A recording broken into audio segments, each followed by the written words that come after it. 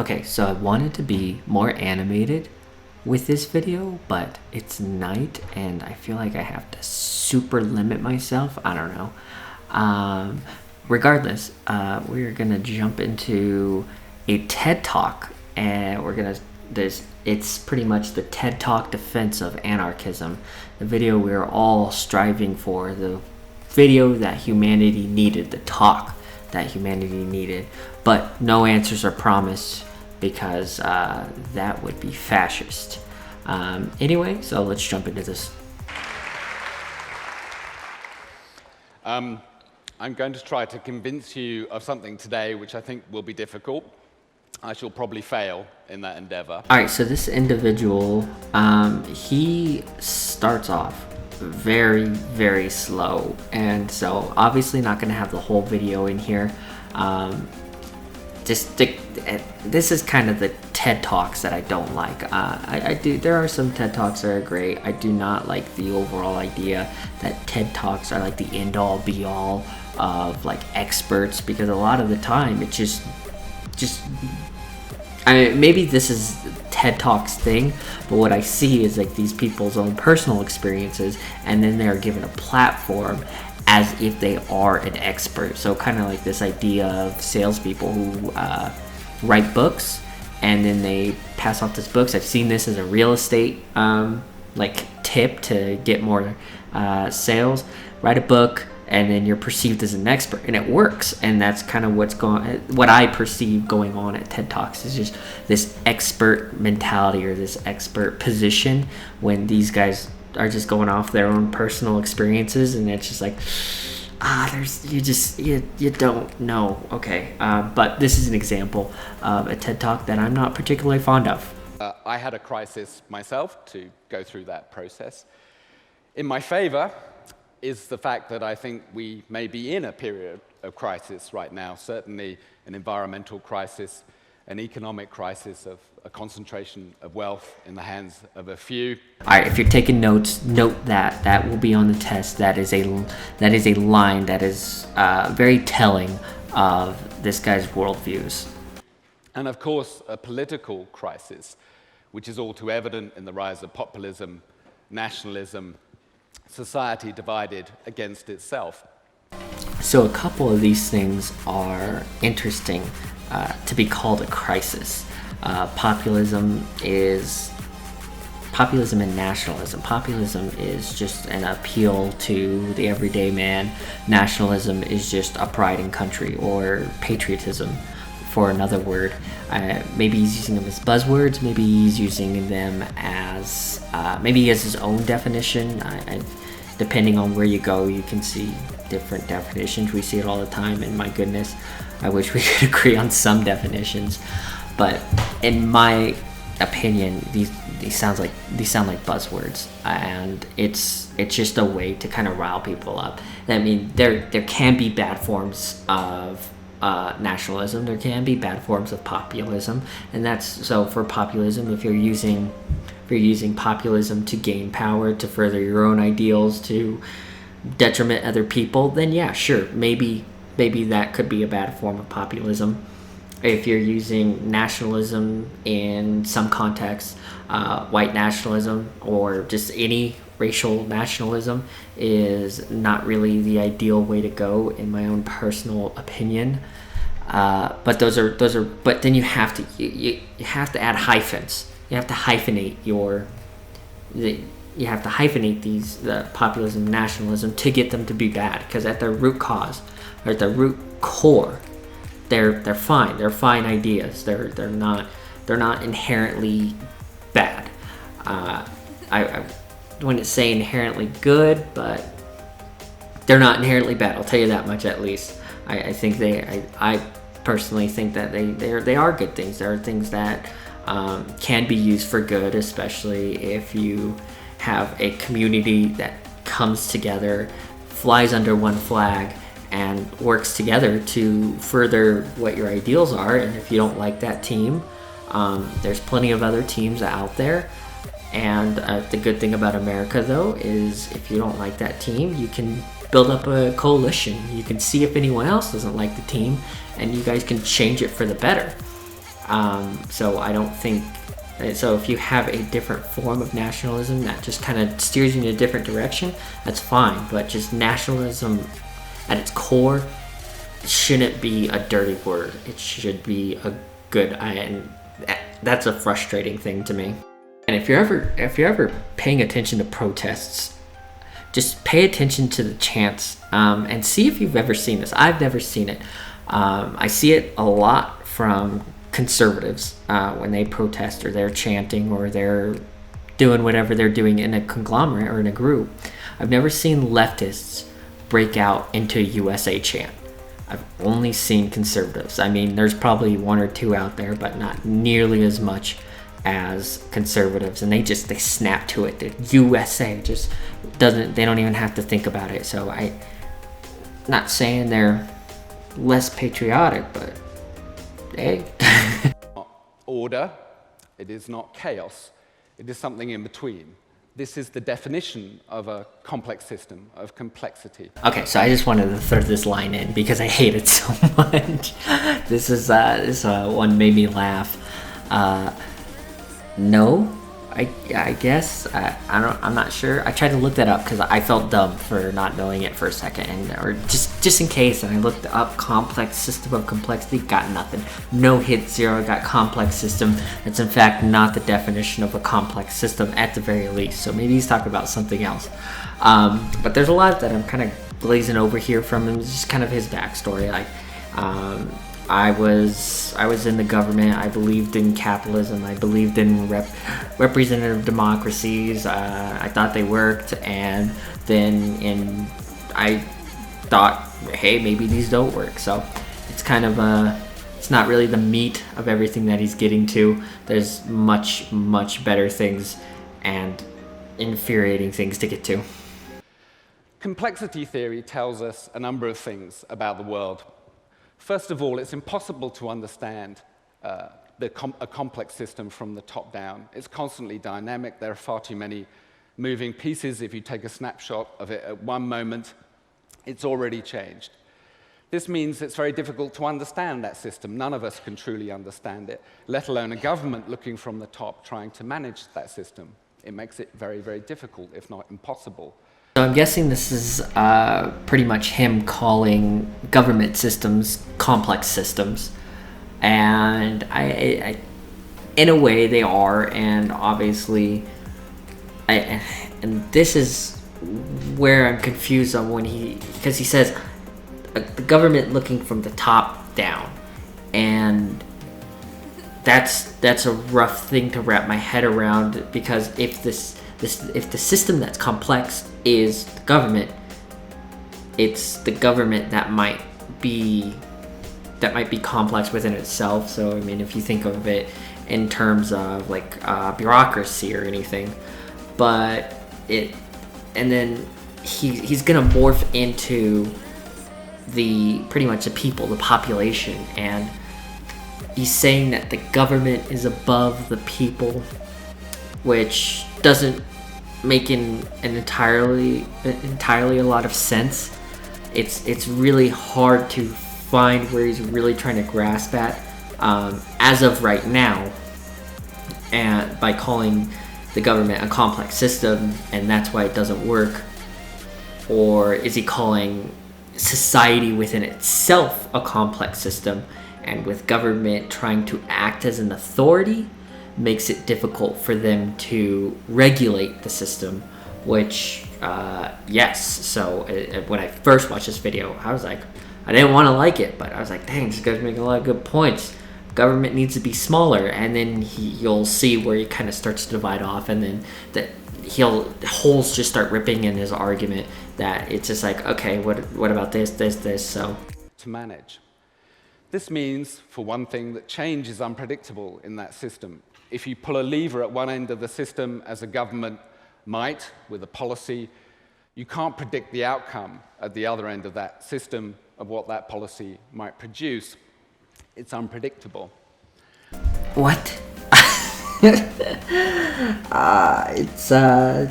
not unpredictable if you write a policy, and you can predict what policies can do. I mean, obviously not in every case. You're not going to predict every single thing that might happen, but you can have good ideas of what could come about different policies. Anyone could have told. So let's take this for instance. Let's take about when the Supreme Court said you can't have gay marriage laws. Everyone could predict what happens. Half the country was mad, half the country was happy. Predicted that. That was pretty easy. I mean, what would happen after that? Well, I guess gay people are going to get married. It's pretty predictable if you ask me. So I think I think his idea of trying to equate society or government to being complex this is where it starts to fall apart, where it's complex in some system. It's complex in the way it functions, but it's not really complex in a lot of the outcomes that it can produce. I mean, obviously there's some unforeseen circumstances. So like the big one I can think of right now is prohibition in the early 20th century. So obviously alcohol became illegal, but at what level? Or not obviously it became illegal, but obviously people were still drinking alcohol, but at what level were they drinking alcohol, at what severity, and what was the negative impact that it was starting to create, which is what forced them to turn it around after making it illegal in the first place. So that was an instance of unpredictable policies, but I think the further we're going along, the more we're starting to understand our society and seeing the consequences of our own actions. But by contrast, also in such a system, change can come from an individual agent or a small group of agents. In fact, they may be the most effective motor of change rather than a great big government. We're used to thinking we have to be big, but in fact, we can be very small. So when I first watched this video, this is where I was really rooting for him. I was like, okay, yeah, small government, let's go. But in this statement, he's not entirely wrong. Yes, obviously, individuals can be catalysts of big change, but that doesn't mean that big groups can't be catalysts of change either. Obviously, the government has done really big things that make a lot of change. They've also been catalysts of nothing. They do a whole lot of nothing sometimes. And the same thing can be said for individuals or small groups. So to think that there's a perfect formula that works to create change or to make things happen, it's not an accurate statement. I had actually come to believe, almost by accident, in anarchism. Emma Goldman, the likes of Pyotr Kropotkin in Russia, 19th century anarchist, believed that you could only have government for the people when it was by the people. They rejected communism. And I think if they were around today, they would argue that anarchism is more relevant than ever. And I would suggest to you that it is, in fact, essential. And then we finally get into what the video is actually called. It's called the Accidental Anarchist. And it's interesting that the anarchists think that the best model is a government for the people, by the people. Sounds familiar, I'm sure. But I don't know why. Maybe I don't know what anarchy means. Maybe I have a dumb definition. Maybe he's got a better definition. If we're going to solve the problems in front of us. But what is anarchism? I hear you cry. Or maybe not. Well, first of all, anarchism doesn't tell us that things will be all right in the end. Both communism and capitalism have in common this idea that it's all going to be okay if we keep doing it. We go through the pain now, eventually it's going to be good for everybody. Anarchism doesn't pretend that. It doesn't offer a blueprint for a utopian society, which, by the way, is inherently fascistic. Wowie, wow. Those are some spicy takes, and we're going to have to unpack that very slowly. Let's start off with capitalism promising utopia. No. even capitalism nor proponents of capitalism, such as myself, have promised utopia. So, for example, what I think is that, and I know other capitalists who think this, proponents of capitalism, it's not the best system that we could probably come up with, but it is the best system that we've come up with thus far, or that humans have come up with. It's done more for the world than any other economic model has. It's pulled more people out of poverty, and it's been responsible for some of the best things that man has made thus far. So most technological, medical, even just regular entertainment or comfort has been driven by the profit motive of capitalism. Whether that's right, wrong, or indifferent, that I don't really care. I just know that it's happening, and that's happening under capitalism. That one's a new one for me. That promising good outcomes, utopian outcomes, is a fascistic idea. I could see where that train of thought comes from, but I think if you ride that train a little bit longer, you can kind of see, okay, maybe that's not a fascistic idea. Maybe that's an idealistic idea that people are trying to strive for. And some people have used that idea or that desire to do bad things, but I don't think inherently it's a bad idea. But to kind of dig into the reality of capitalism on a much more day-to-day level as well, capitalism doesn't promise anything good, that it'll be good, it'll be okay in the end. I mean, some of the big capitalist mottos, high risk, high reward, things like that, they emphasize on risk, that, hey, this could go wrong and you could be in a lot of trouble. It's a risk reward economic system, and that is an economic system that says, hey, you're going to get out of it what you put into it. Thus, not promising anything, only promising what you do yourself. Anarchists propose instead direct democracy. This means everybody involved in the decisions that affect them. All right, okay. Can you imagine just thinking about, I mean, maybe he's just not thinking about the massive amount of scale that would take. I mean, think about how much of a pain in the butt it is to vote once a year for a lot of people. Just think about that on a large scale. That, it doesn't work. It just doesn't. Imagine having to, like, every Tuesday you'd have to go vote, because I mean, at that point, how does everyone get heard? How does everybody's policies get heard? And that, I mean, I'm thinking on a large scale. I'm thinking the United States. He's probably thinking much smaller, maybe UK, or maybe he is thinking large, like the United States. Just on that large of a scale, how does everyone have a voice? Obviously, there's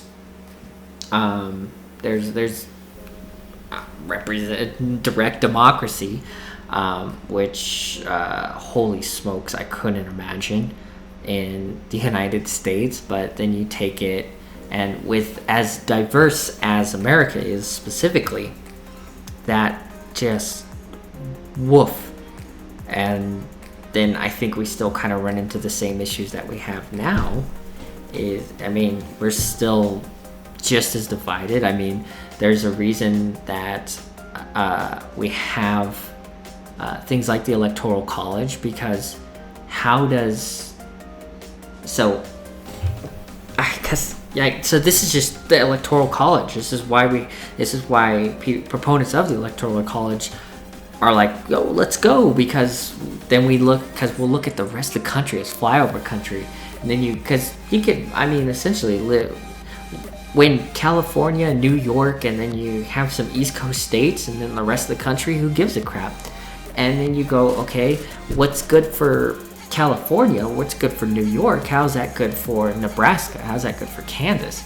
And that's where it comes into, so you're going to start to break things down. And this is what bothers me about people who want to go about political revolution, big, giant political change, is that they don't have answers. They just have platitudes, and they just kind of go in, this would be a neat idea, right? And then everybody's like, whoa, yeah, that would be. How do we do it? This would be a neat idea, right? It's so empty and vague, and it doesn't, and it's lacking forethought. It's lacking thought to begin with.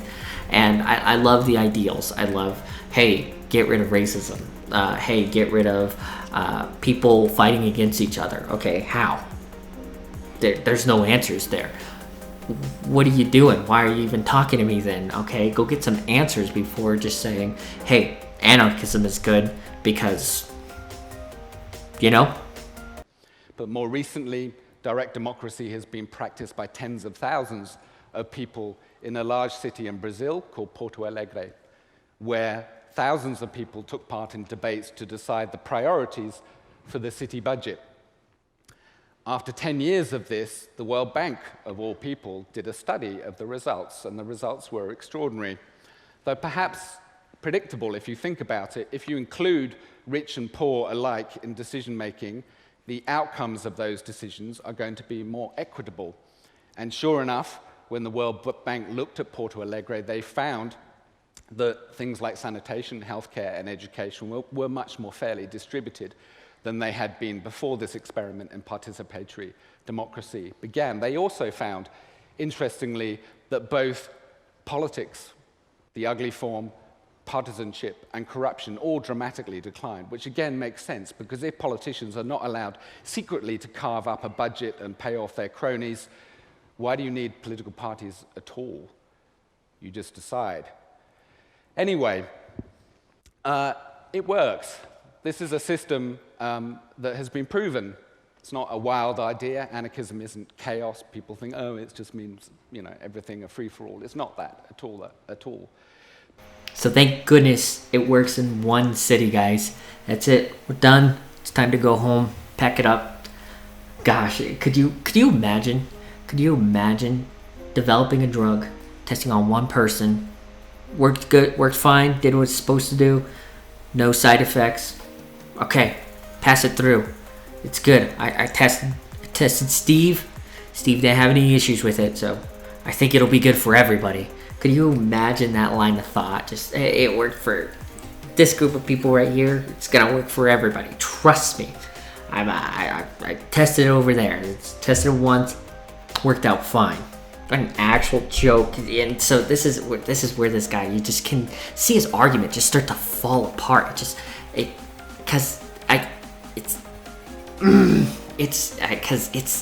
the ideal argument. It's the, I'm trying to build the ideal world. I'm trying to make everything better. I'm trying to make everything equal and make everything work and perfect, and things will be so much better. And once they start throwing out their ideas, they just start to fall flat because they don't make sense. They don't hold up to scrutiny. But you can't have a fair politics when power and wealth is concentrated in the hands of a few. The wealthy, those already with wealth and power, will always get access to the decision makers. They will always be able to reach those policy makers more easily than the rest of us. You have to create a fair economy. So I think the thing that frustrates me the most about this guy is he's almost just libertarian. That's it. It almost sounds like he's got those libertarian viewpoints.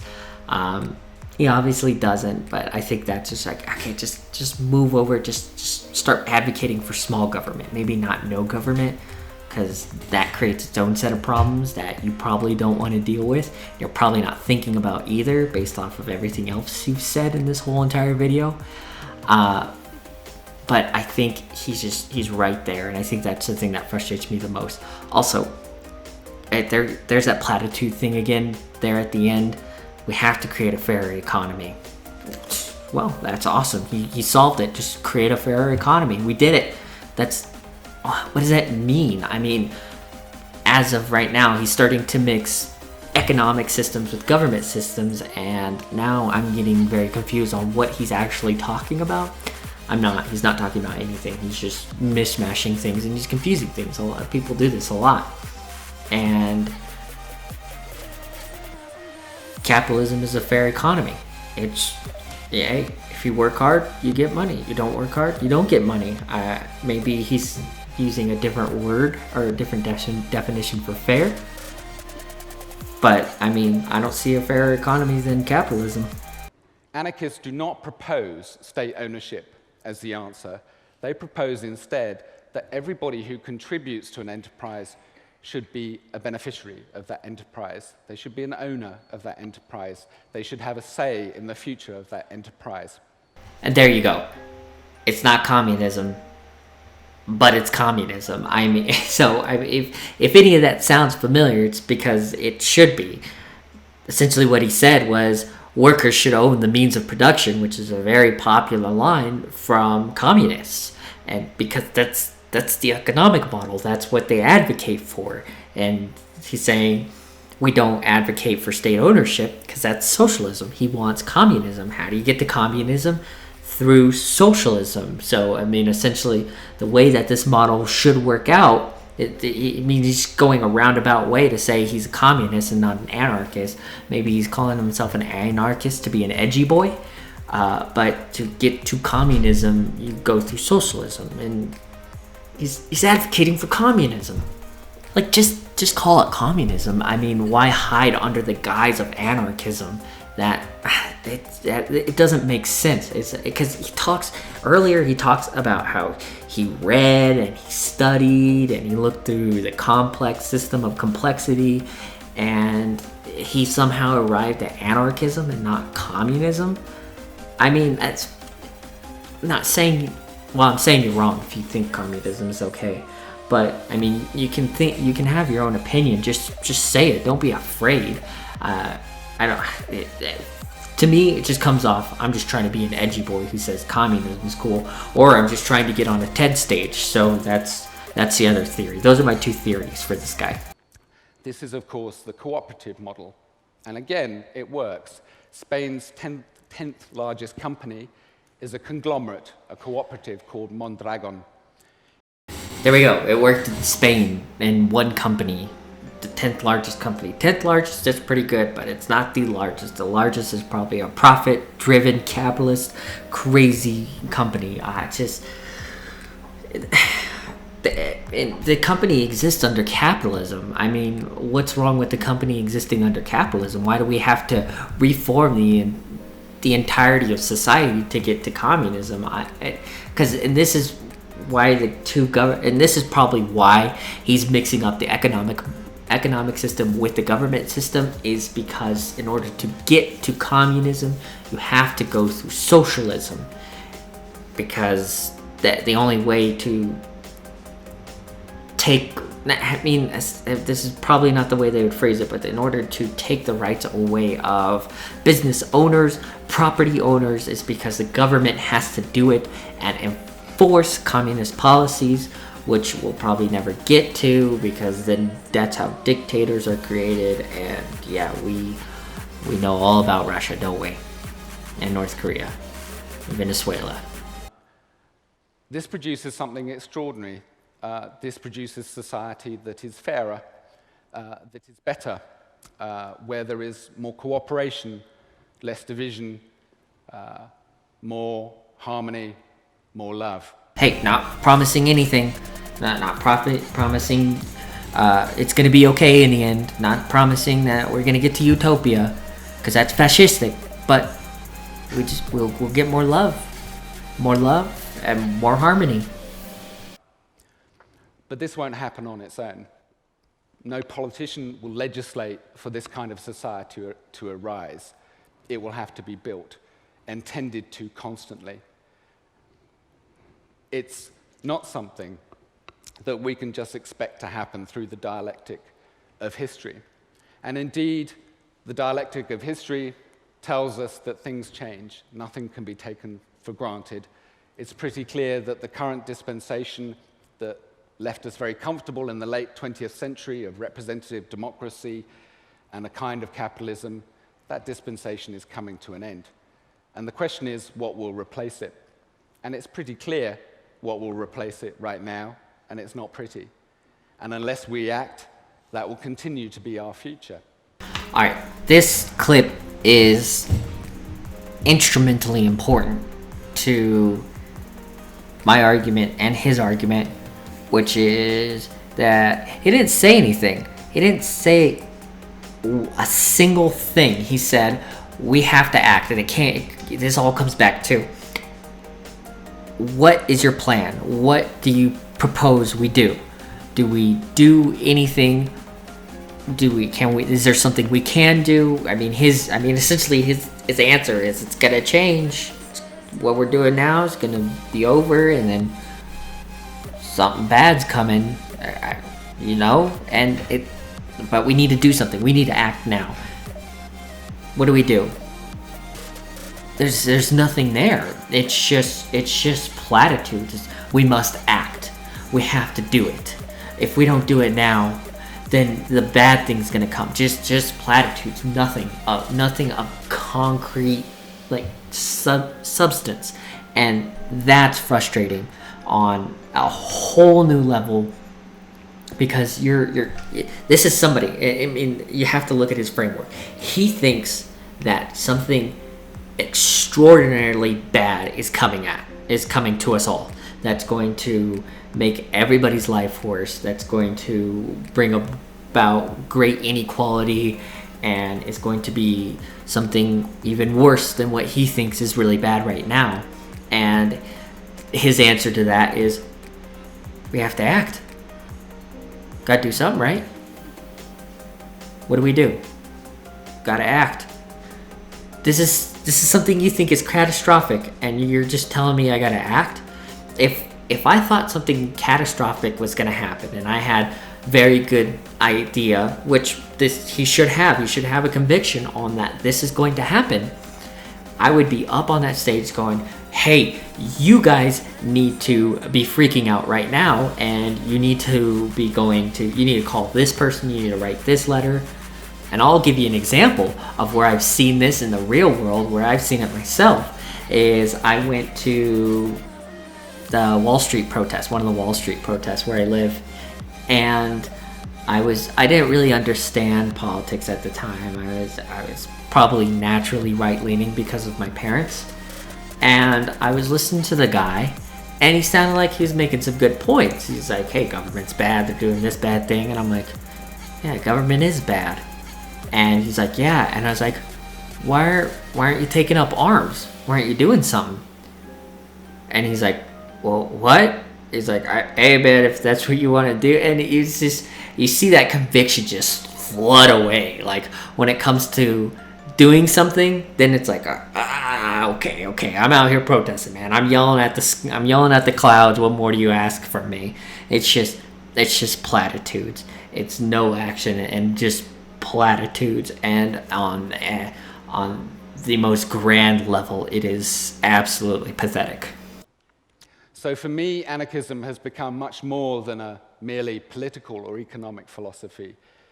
It's become a guide to how to live. And with that, I'll sit down and turn the rest to you. So that's it. That's the whole thing. Just a whole lot of nothing. It's just an empty, just pie in the sky dream idea of what society, or how society should function. And he completely contradicts himself. He doesn't offer any answers. He just says, hey, this would be a neat idea, right? And it's frustrating. And it's like he doesn't even understand what he's going after. He's not going, because he calls it anarchism. That's what really throws me up for a loop. And he goes, it's not anarchism, it's not communism. We reject communism. We don't think the state should own the means of production. We don't think the state should own property. But we think that the workers should own the means of production. Oh, communism. You mean communism? But you know what? And if that's what you believe, say it. Hey, you gotta do what you gotta do, and I believe that. And that's what makes this particular video very confusing, with mixing government systems and economic systems, because he starts off on politics and government, and then he moves over into economics, and still doesn't provide any answers on how any of this should function. And I get it, he's got like 10 minutes, 15 minutes to get this idea across, but he spends half the time talking about his backstory and where he's come from. And honestly, and it just really solidifies in my mind on what TED Talks are. Is just, hey, I thought about this, and this is my perspective, and that's it. It's not, he worked in the British government, and that's it. I mean, and then he studied the complexity systems of complexity, and he didn't offer anything, didn't even like a glimpse, like, hey, you know how we get there? We should start advocating for, you should start one thing, because he's the one who even made the call to action. We need to act now. We need to do something now. What do? You have the stage, people are looking at you, you're trying to perpetuate your idea. What do you do? Even if it's something simple, just, hey, start working with each other, start rejecting your city government, or your town government, your city council, start rejecting, start ignoring anything, protest, anything. Literally one single idea, and he has no answers. He doesn't know what he's talking about. It's filled with platitudes. He contradicts himself. It's just a mess of a speech, in my opinion. And I could not imagine writing that and being, yeah, I'm proud of this, which leads me to believe that he just wanted to get on the TED Talk stage. So yeah, I'm not, so I can get fired up about TED Talks quite a bit, because I've seen some real big jokes, and that was among one of them. So yeah, hopefully I can get a little bit more spicy next time, and I can be more animated, and I'll do this during the day and not at night, and we'll see how that goes. All right, awesome. Thanks for watching.